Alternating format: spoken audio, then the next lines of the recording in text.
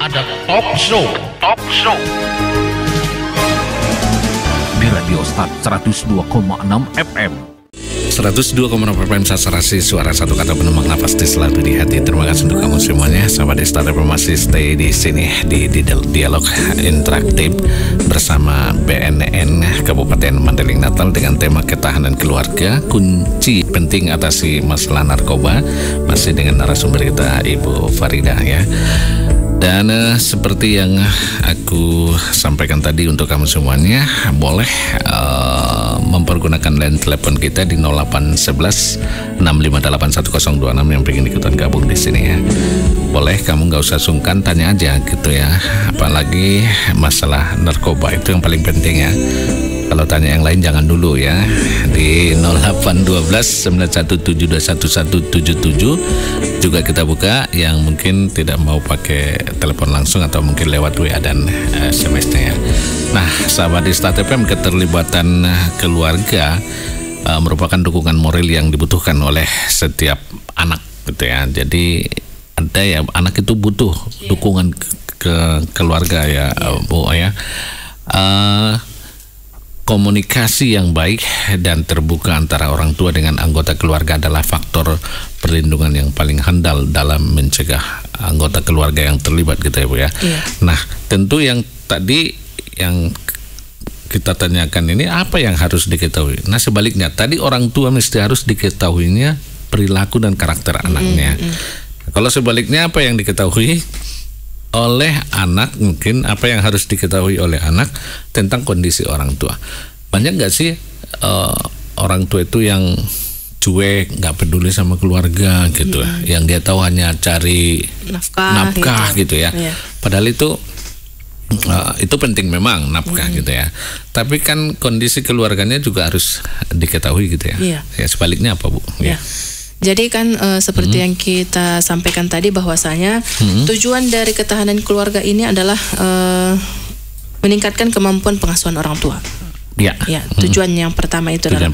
Jadi orang tua itu tidak hanya mencari nafkah saja, tidak, tetapi menyiapkan kondisi rumah tangga itu sebagai tempat yang paling aman, nyaman gitu dan nyaman bagi anaknya untuk berkembang.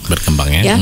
Kemudian sehingga ada beberapa kondisi yang mesti diketahui oleh anak terkait pada kondisi orang tua. Termasuklah di sini kondisi kesehatan orang tua, ya, sehingga si anak ini mampu bersiap, menyiapkan diri dan dia sekaligus merangsang tanggung jawab dirinya gitu. Estafetnya gitu ya. Nanti jadi, dari orang tua ke dia gitu ya.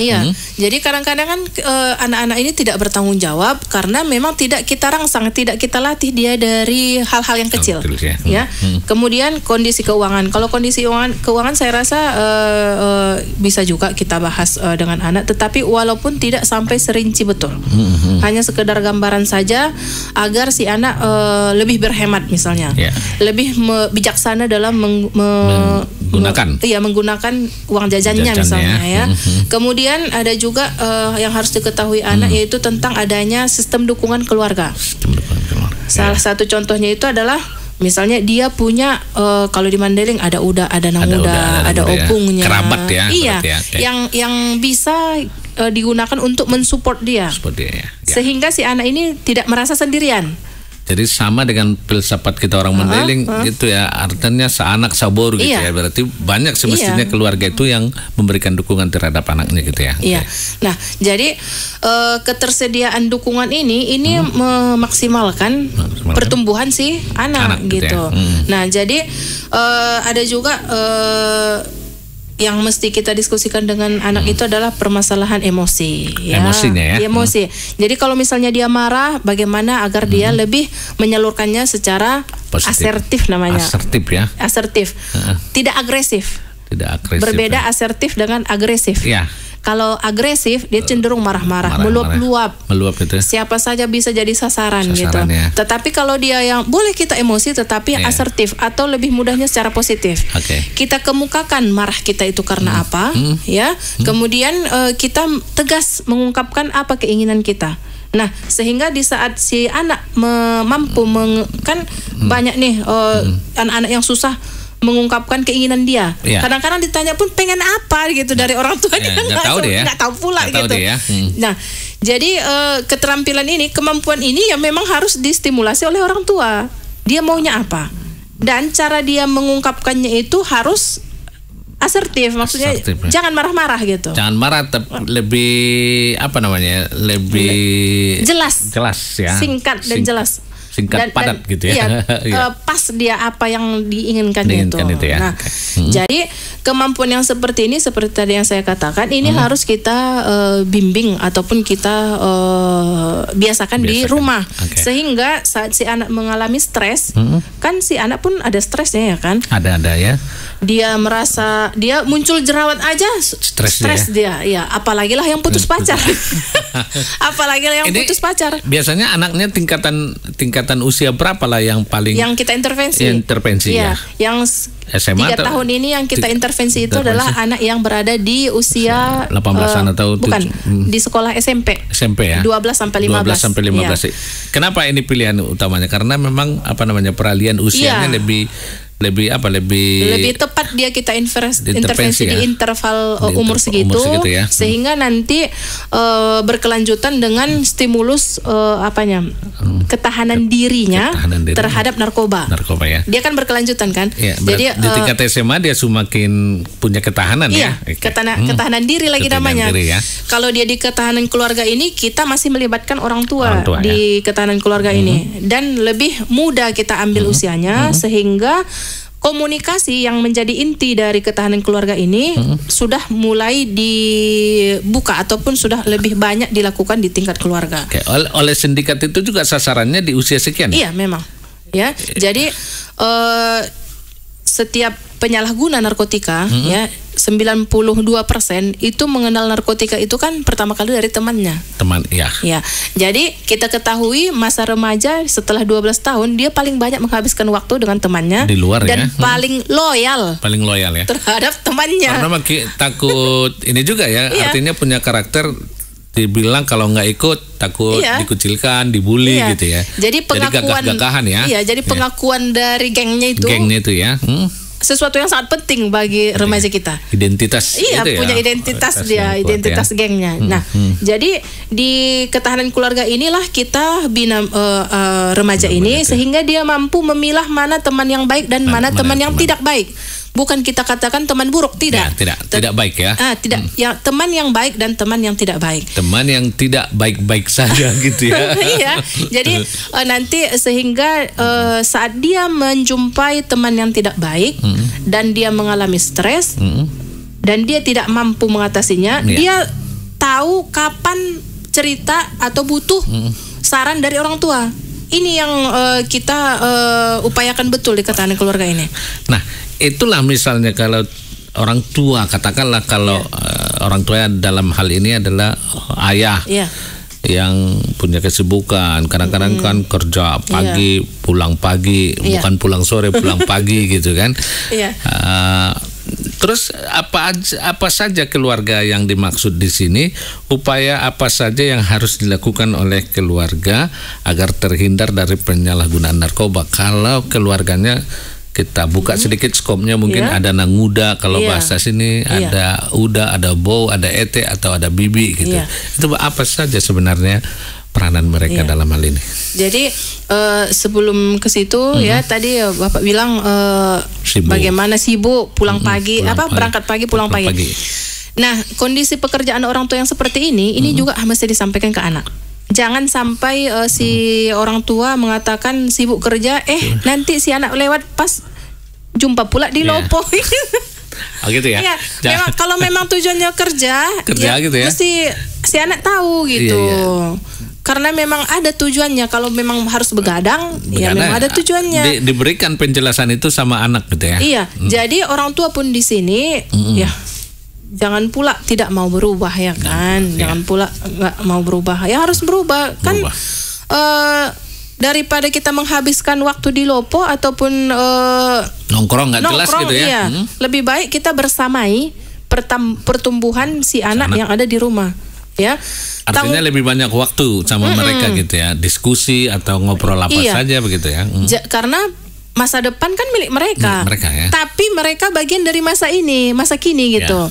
Nggak mungkin kita mengharapkan mereka menjadi pemilik masa depan, sementara di saat ini, di masa ini mereka tidak disiapkan gitu. Kita selamat saja misalnya dalam proses seperti ini, gangguan lingkungan yang gencarnya narkoba ini juga udah syukur gitu ya. Belum tentu misalnya jadi orang baik atau bermanfaat dan berguna, apalagi menjadi orang penting kalau tidak dimulai dari sekarang. Ya, tanggung jawab kita sebagai orang tua yang mempersiapkan mereka itu.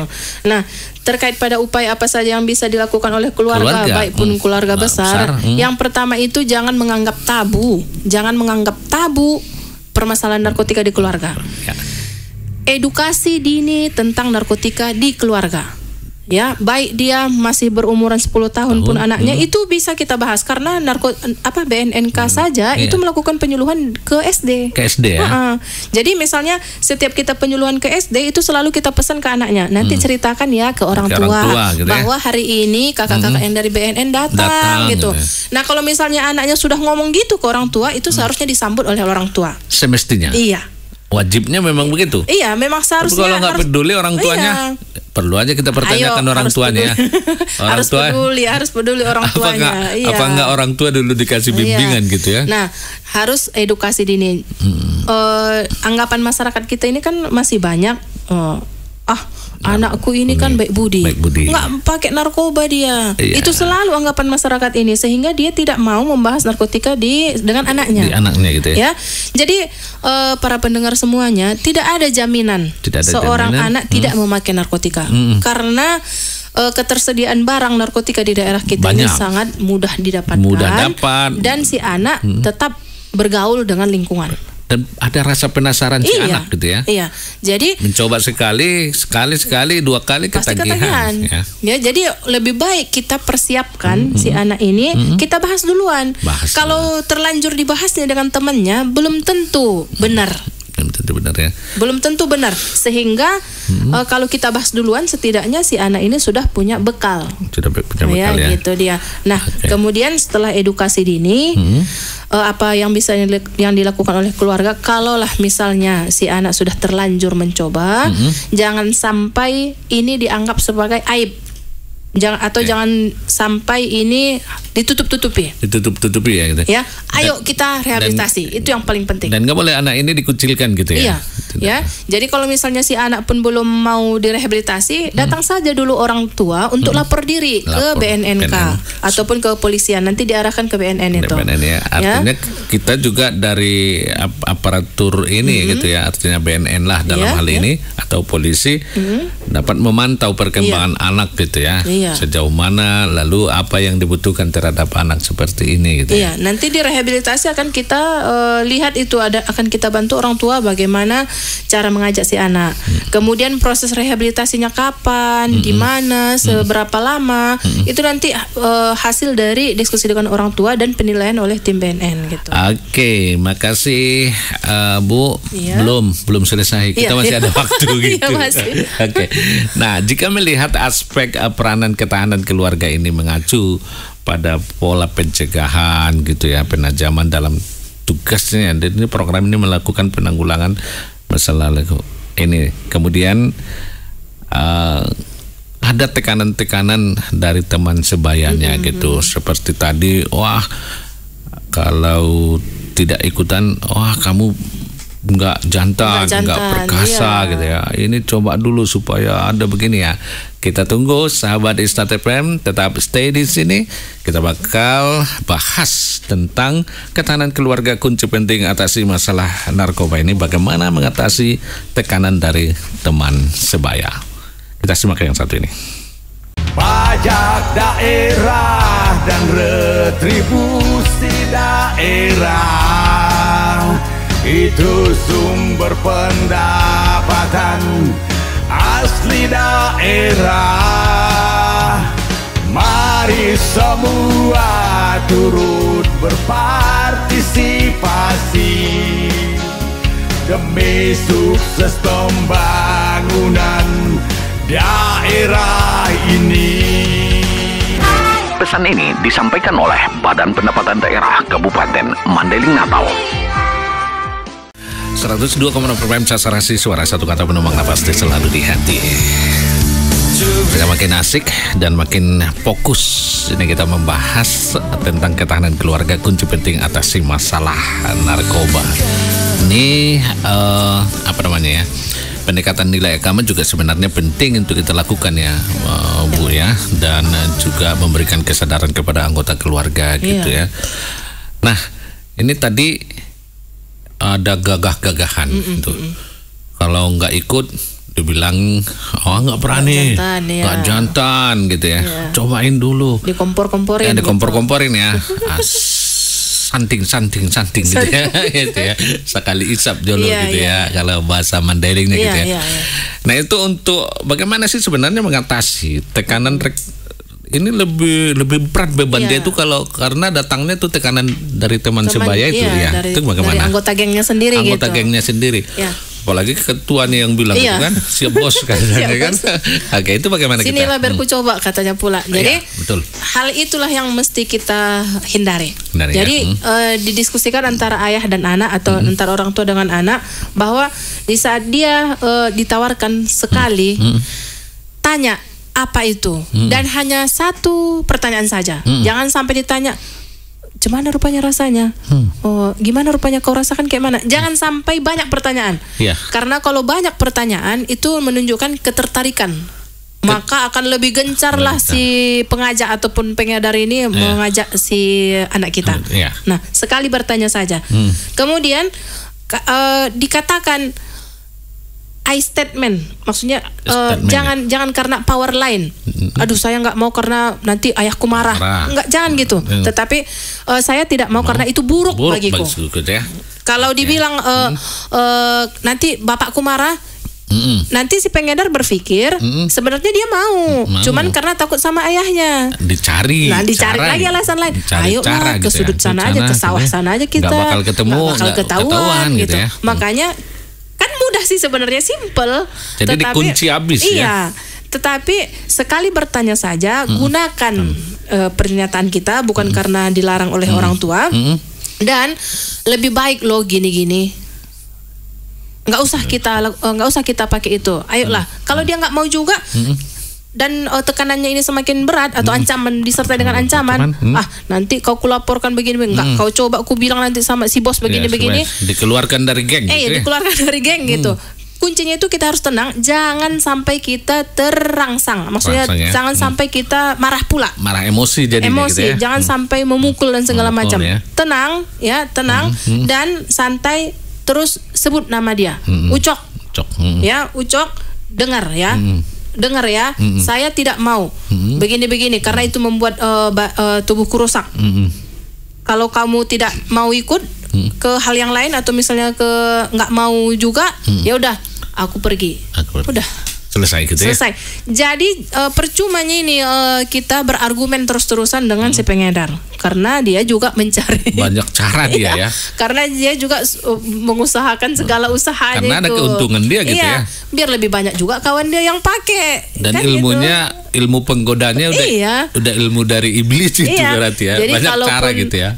Ketangkap polisi dia nggak sendirian. Makanya dia terus gencar itu mencari teman. Nah, langkah step yang seperti ini kelihatannya sangat-sangat mudah sekali, tetapi inilah yang menyelamatkan anak-anak kita dari pemakaian pertama itu. Sehingga dia tidak sampai mencoba ya. Yang penting jangan sampai mencoba. Mencoba, karena sekali saja dia pakai, dia sudah teringat terus itu. Nah, ini kita tinggal 2 menit lagi nih, Bu ya. Tapi bukan berarti selesai. Minggu depan kan kita jumpa lagi kan. Seterusnya jumpa gitu ya. Nah, ini Bu, apa pesannya nih terhadap para pendengar kita nih, ya khususnya untuk tadi yang kita intervensi usia keluarga itu, apa pesannya, Bu? Untuk para orang tua, komunikasilah dengan anak sebelum mereka dirangkul oleh mafia narkotika. Yang kedua, kalau harus berani lapor. Jangan diam saja, jangan acuh. Harus berani lapor. Ada tingkat penyalahgunaan narkotika di lingkungan masyarakat, lapor. ada kecurigaan, lapor. Ya, kalau kita tidak peduli, maka yang menang pasti si pengedar ini. Ya, pasti si pengedar, kita nanti akan menjadi sasarannya. Ya, jadi untuk pendengar semuanya, mulailah edukasi terhadap anak tentang narkotika di lingkungan keluarga. Itu saja. Makasih Bu atas kehadirannya. Mudah-mudahan bermanfaat apa yang kita bahas pada pagi hari ini. Kita berharap sama-sama. Ya, kita berharap apa yang disampaikan ini sampai pada sasaran yang kita tuju tadi ya, karena memang penting sekali bagaimana pertahanan keluarga, kunci penting atasi masalah narkoba ini, karena orang tua mengedepankan rasa kasih sayang dan rasa aman dan nyaman itu dalam keluarga, keterbukaan dan kasih sayang, sehingga anak mampu berkomunikasi dengan orang tuanya secara terbuka tanpa harus merasa takut terutama jika memiliki masalah gitu ya dengan teman-temannya atau orang sekitarnya, apalagi ada intervensi teman sebayanya gitu ya, jangan takut, dia bisa berkomunikasi sehingga dapat diperoleh bersama solusi pemecahannya di dalam keluarga. Kita akan jumpa lagi sahabat di Start FM di lain kesempatan dengan tema yang lebih menarik lagi. Terima kasih atas perhatian, terima kasih atas kebersamaan. Radio Start FM selalu memberikan edukasi untuk kita semuanya. Mohon maaf jika ada hal yang kurang berkenan. Terima kasih. Wassalamualaikum warahmatullahi wabarakatuh.